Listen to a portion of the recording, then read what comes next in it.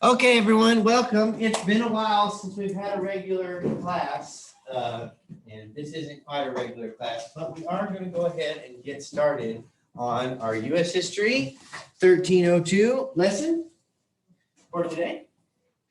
And it is over. We're going to hopefully finish imperialism today. That's my goal. Then we'll do progressives hopefully tomorrow. So, when last we met, we were learning about something called the Spanish-American War. Okay, the United States was expanding beyond just the continental United States in an era called American imperialism. American imperialism roughly coincides with about 1890 to 1917. It's a period of time where America expands its borders beyond just the United States, but to other territories across the world. We talked about the definition of an empire before. An empire is one state that rules over multiple nations, okay? And the United States really becomes an empire with the Spanish-American War. The Spanish Empire had been on the decline for hundreds of years. And in 1898, they were down to Cuba, Puerto Rico, Guam, the Philippines, and a few other little islands strewn about the Caribbean and the Pacific Ocean, okay? But in the 1890s, the Cuban people wanted their independence. The United States supported the Cuban efforts to get independence. And in 1898, an American battleship, the USS Maine, was anchored in Havana Harbor while the Cubans and the Spanish were fighting, and our battleship was sunk. It exploded and it sunk. And today, a lot of historians think it was an accident, but at the time, people believed that the Spanish had caused the sinking. And so the United States almost immediately enters into a war with Spain, and we fight the Spanish on two fronts. In the Philippines, an American fleet based in China sails forward and attacks the Spanish at the Battle of Manila Bay. The Battle of Manila Bay is a slam dunk win for the Americans. We have modern battleships with steel hulls and improved rifled cannons, and the Spanish wooden sailboats can't even shoot back because their cannons can't shoot as far as our cannons. And it's like shooting fish in a barrel. In that battle, lots of Spanish ships are sunk. Hundreds are killed, I believe, and basically their whole fleet is destroyed, and like only one or two Americans die in that battle, and I think they die of heat stroke. Okay, it is a complete and total rout of the Spanish, and the Americans capture the Philippines. Then, in the Caribbean, America invades and captures Puerto Rico, and then we invade Cuba and liberate it.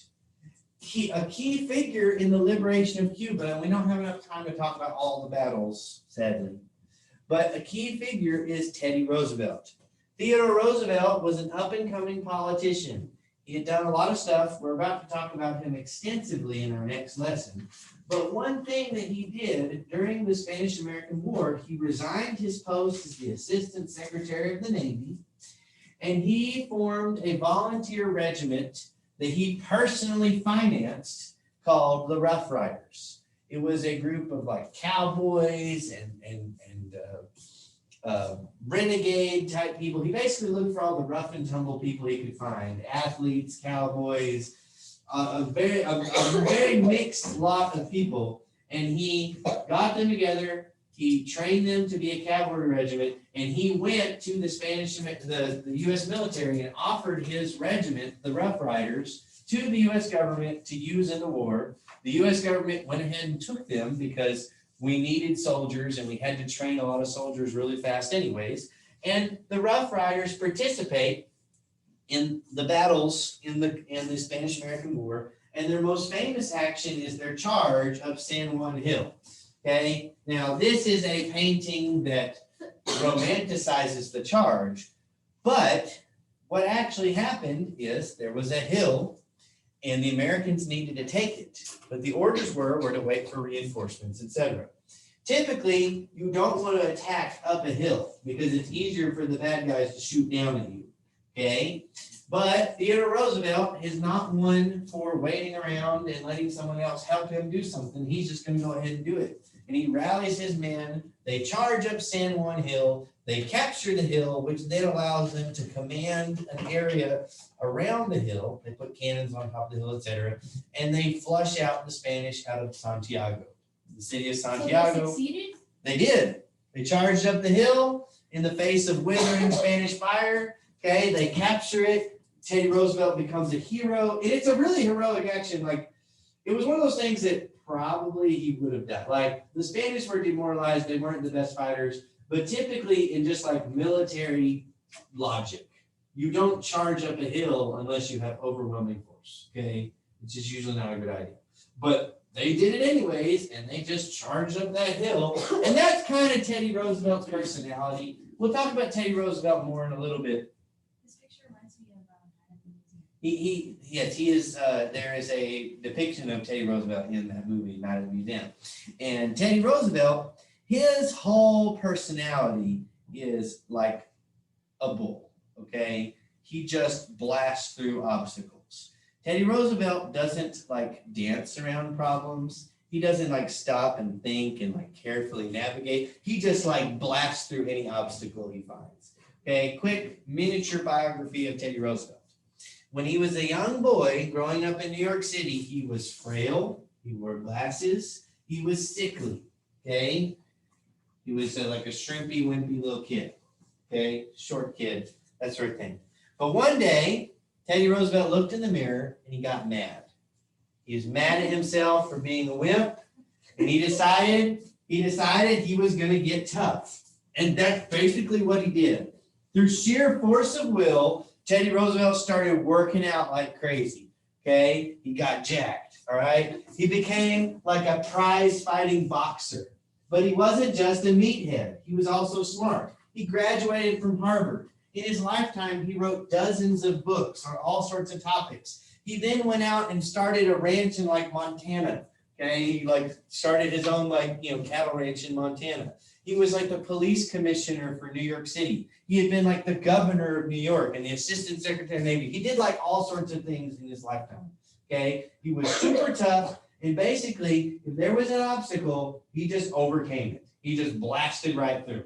Okay, he's like Kool-Aid Man that just like burst through the wall. Okay, that's like Teddy Roosevelt's style. And so Teddy Roosevelt had ambitions to one day become president. And if you look through the history of American presidents, after every major war, someone in that war becomes president, except for World War I. For example, George Washington, hero of the American Revolution. Okay, Andrew Jackson, hero of the War of 1812. William Henry Harrison, hero of the wars with Native Americans and the War of 1812. Zachary Taylor, hero of the war with Mexico. Okay, Ulysses S. Grant, hero of the Civil War. Okay, and Teddy Roosevelt, hero of the Spanish-American War. Okay, now World War I, we weren't in that war for very long, so they don't have there are World War I veterans that have been president, like Harry Truman, etc., but not as much of like a general. But Dwight D. Eisenhower was a World War II general, and he became president. A lot of times, Americans like to pick generals to be presidents. The logic is if they're good enough to command an army, I guess they're good enough to command the country. Okay. Anyway, so Teddy Roosevelt knew that this war was his chance to become really, really famous across the whole country. It was his chance to serve his country and for heroism and bravery, and he wanted to prove himself in combat. And so he decided he was going to join the army. But the thing is, he wanted to be a commander. But if you just join the army, they don't just say, welcome to the army, you're a general. Okay, you have to work your way up. And he had not been in the army. So the only way that he was going to be a commander is if he started his own army, which he did, called the Rough Riders. He, out of his own pocketbook, he hired mercenaries, he trained them to be a cavalry regiment, and then they went and volunteered to serve in the U.S. Army on the condition that he could be the colonel of the army. And so they said, the army was like, sure, why not? Okay, that's great. And so they let him, and he, charged up San Juan Hill, got real famous. Later on, he becomes president. Okay. Moving on, we win. Oh, wait, let me go back up. We win the Battle of Santiago, which then leads to the last of the Spanish forces in Cuba being defeated. And by the end of 1898, we sign a treaty called the Treaty of Paris. There are a lot of treaties of Paris, okay? Basically, you name your treaty off of the city where the treaty is signed. And so I guess Paris was a nice place to meet up for America and Spain to sign a treaty. In the Treaty of Paris, 1898, the United States secured Cuba's independence. Cuba does not become a colony of the United States, it becomes a protectorate. A protectorate is a country that is technically independent. They are in control of their domestic affairs. Cuba got to do whatever it wanted to, sort of, inside of Cuba. But when it comes to their foreign policy, their diplomacy with other countries, America reserved the right to intervene in Cuba. Okay? Think of Cuba like our little brother. And America is the big nurturing brother that kind of shows Cuba around, right? Okay, we make sure nobody messes with them. And, every now and then we pick on them, but that's what big brothers do, right? Nathan knows, okay? Right? Which is kind of weird to say that about a country, but that's colonialism in a nutshell, okay? It's that the United States viewed itself as like the older, mature, responsible caretaker of Cuba, which, is inherently kind of racist and inherently, colonialist to say that Cuba can't run itself. But anyways, the United States, that was what they thought, that's what we did. And for this lasted until Cuba became a communist country, okay, in 1959 when they went through their communist revolution. But Cuba for a long time was a very close ally of the United States, and we kind of told them what to do. We also got some military bases in Cuba like Guantanamo Bay, which we still have today. But more importantly, after the war with Spain, America acquires Puerto Rico, which is still part of the United States today. It's a U.S. territory. And we acquire an island called Guam, which was a strategic island in the Pacific Ocean, and a few other little islands here and there. Remember, the importance of those islands a lot of times is for trade. You can use those islands as bases, as places to stop your boats when you need to, and as refueling stations so that you can, load up on coal and stuff on your travels between America and Asia. Okay, so those little islands in the Pacific Ocean are significant. But one of the biggest prizes we get is the Philippines. The Philippines is an archipelago of islands in Southeast Asia. Okay, it was part of Spain. That's why it's called the Philippines. It's named after King Philip, I believe. It's either King Philip or named after the St. Philip in the Bible or whatever, but pretty sure it's King Philip. Anyways, moving on. The Philippines, they were a Spanish colony, and they also had been fighting for their independence from Spain. Okay? In Cuba, the Cubans were led by a guy named Jose Marti. And in America, we thought he was a hero. We loved the Cubans and we helped them get their independence. But the Filipinos, led by Emilio Aguinaldo, do not get the same treatment. The United States does not grant the Philippines their independence like we did Cuba. Okay, we let Cuba be independent. That's why we fought the Spanish-American War, was to help them get their independence, among other things. But the Philippines, we decided, you know what, we're just going to keep that. This is nice. Okay, you see, the Philippines has a lot of attractive qualities as a colony.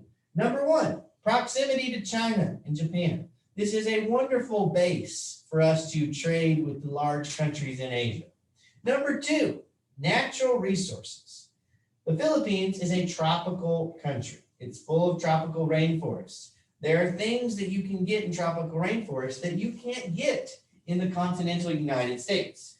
For example, it's difficult to grow sugar in the continental United States. There are some places like Louisiana and Florida where you can grow sugar commercially, but for most of the United States, you can't really grow sugar. Okay, a tropical island like the Philippines, great place to grow sugar.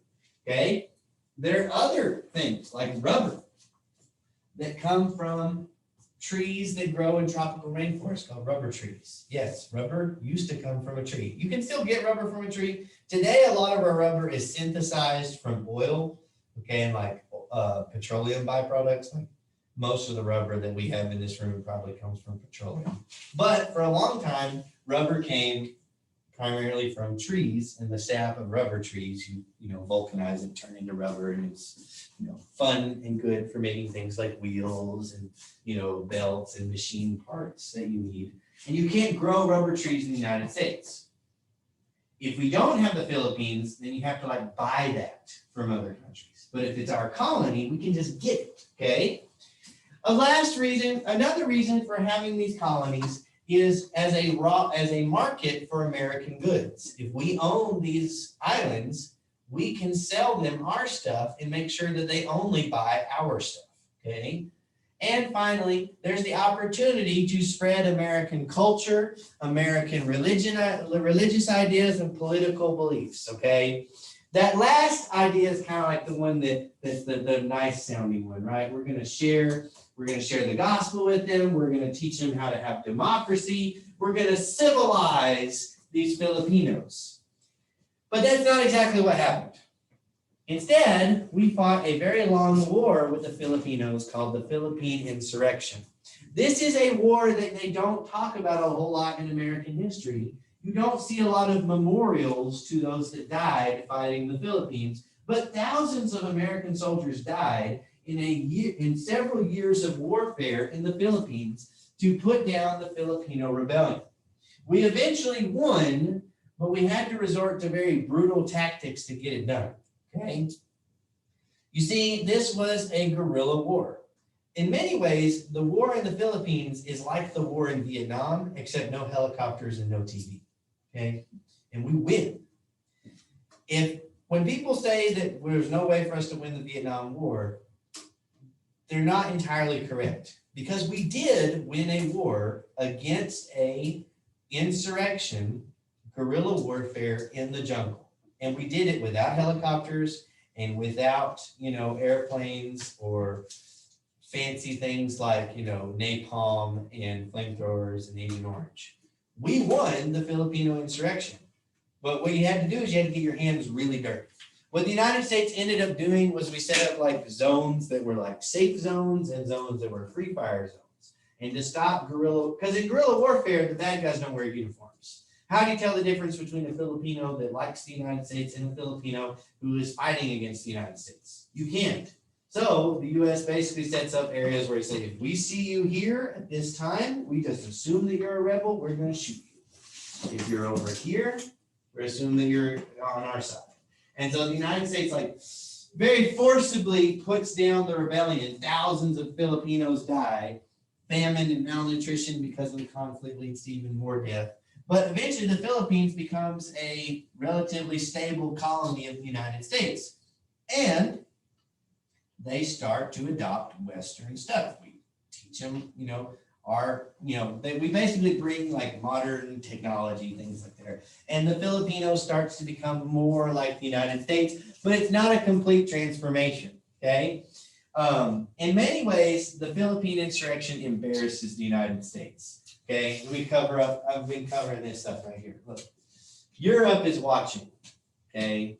Europe is watching as the United States is chasing around the Filipinos in the jungle. And it looks bad on us because America has always been the champion of independence, right? You know, how dare these European countries try to tell us what to do? No taxation without representation, that sort of thing, right? You know, we had a revolution to be free and to rule over ourselves. And now we've gone and done the other thing. And now we're putting down a revolution because the Filipinos want their independence and we don't want to give it to them. The Philippines remains a part of the United States until 1948. Okay. During World War II, the Japanese took over the Philippines and they were really bad. See, the Filipinos thought the United States was bad. But then when Japan took over the Filipinos, they were even more brutal, okay, and even more awful. And when America came back to recapture the Philippines, the Filipinos were like, this is great. Please come back, okay? But after World War II in 1948, the United States grants Philippines their independence. They're an independent country to this day, okay? But there are a lot of strong ties between the United States and the Philippines because we were there. We owned them for around 50 years, and there's a lot of Filipinos that live in America. There's a lot of Americans that go to the Philippines, and today the Philippines and America have like a good relationship, but for a while it was not so good. Anyways, but you don't see a lot of memorials to this war. This war is in many ways an embarrassment to the United States because something kind of dark and nasty that we did. But thousands of American soldiers gave their lives fighting in this war. And you don't see a whole lot of monuments for them. So take that for what you will. It happened. All right, let's talk about Hawaii. Okay. So Hawaii is annexed by the United States in 1898. Okay. Hawaii is a very, very important archipelago of islands in the Pacific Ocean. Behold, the Pacific Ocean. Okay, it's big. You have the Americas, you have Asia, you have Micronesia, Indonesia, Malaysia, Australia, all these wonderful places that we want to go to. We want to trade back and forth with these countries. We want to sell them things and buy things with them. But there's this pesky ocean in the way, and it's a long, long trip, okay? We got here Seattle to Shanghai, 6,401 miles, okay? Thousands of miles to travel across the ocean. Right in the middle, there is the perfect pit stop, Hawaii. Hawaii is this string of islands right in the middle of the Pacific Ocean. Whoever controls Hawaii controls the Pacific, okay?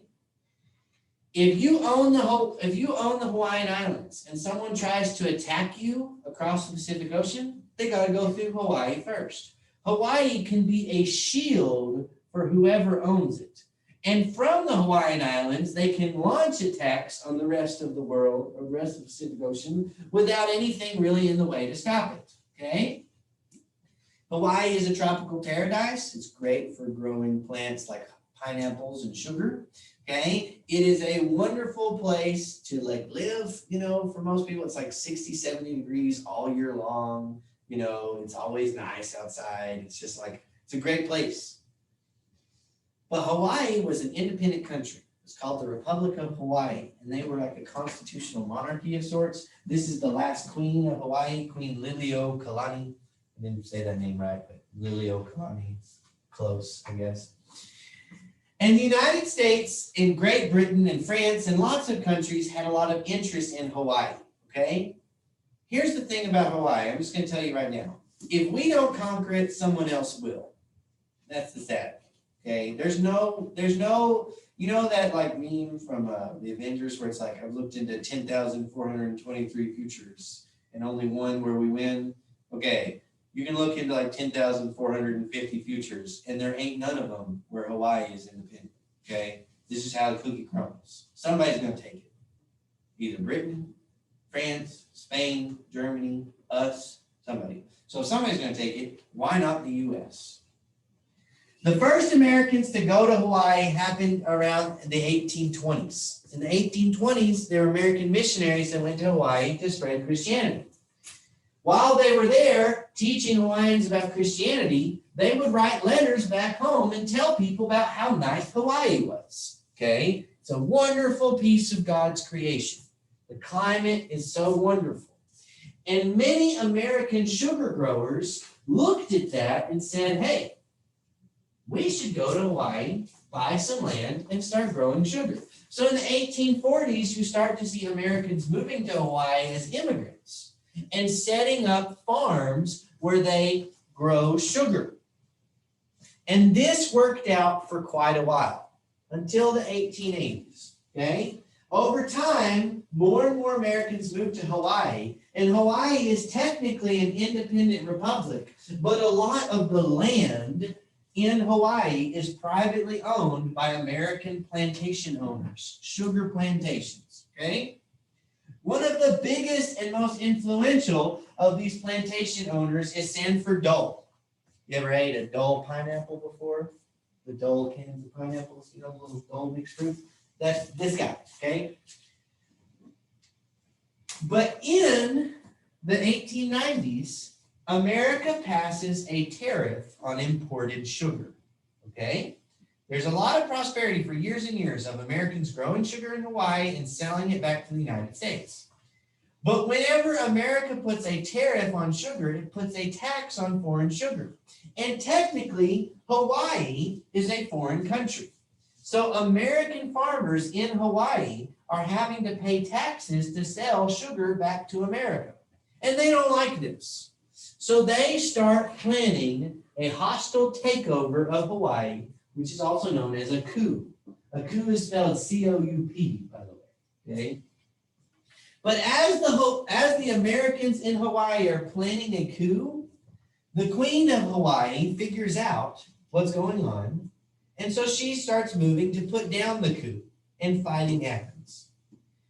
Americans are getting attacked by Hawaiians. Hawaiians are getting attacked by Americans. But the Americans in Hawaii, they call for help. They call the U.S. Marines who are stationed nearby. And they tell the U.S. Marines, they say, help, the Hawaiians are attacking us.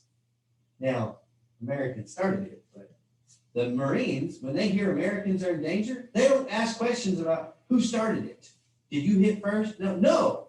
They go and they fight on, okay? It's like, if Nathan gets into a fight and Nathan sees what's going on, Nathan's not going to ask and say, oh, Nathan, did you throw the first punch? No, Nathan's going to be right there on you, okay? He's got your back. He doesn't care if you were a bully, okay? Right? He's just got your back. That's the idea, okay? But anyways, that's what the Marines do. So the Marines swoop in and they very quickly just conquer Hawaii. This happens in 1895, I believe, and it happens so fast that by the time messages are sent to the United States, to President Grover Cleveland's desk, we already had Hawaii. It was already over before the president even found out about it. Because communication, right? All the way across the ocean. It takes a long time for a message to get sent from Hawaii to, it's not like they have cell phones and can call, okay? All right, you have telegraph, which is pretty fast. But until you lay a telegraph wire along the ocean to Hawaii, you got to sail that message at least to Los Angeles and then telegraph it over to Washington, D.C. So by the time Grover Cleveland finds out about it, we already have Hawaii. Grover Cleveland didn't want to keep Hawaii, but in 1898 or 1896, when William McKinley is running for president, William McKinley runs for president promising to annex Hawaii. That is something that he wants to do.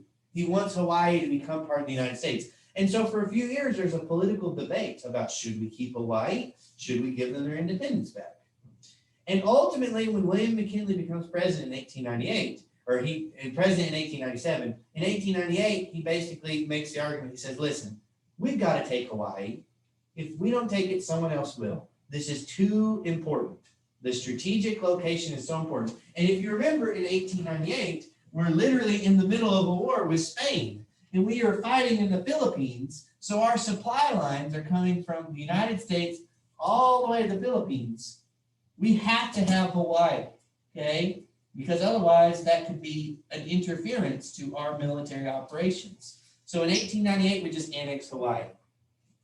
Hawaii becomes a part of the United States, and very quickly it is integrated into the United States. Now, Hawaii is a colonial success story.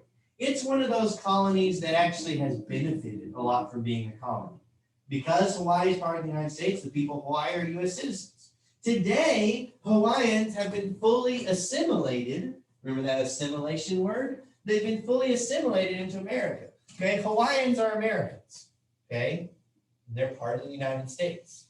They become a state in, I think, 1950 or 1948. Hawaii becomes a state in 1959. I bet. They become a state in 1959. They're Americans. Okay, it took a while, but they're just full-on Americans now, which is something that happens in colonialism. Sometimes they fully get integrated into the system. Okay. All right. We don't have a whole lot of time to talk about China, so I'm going to skip my funny story about China.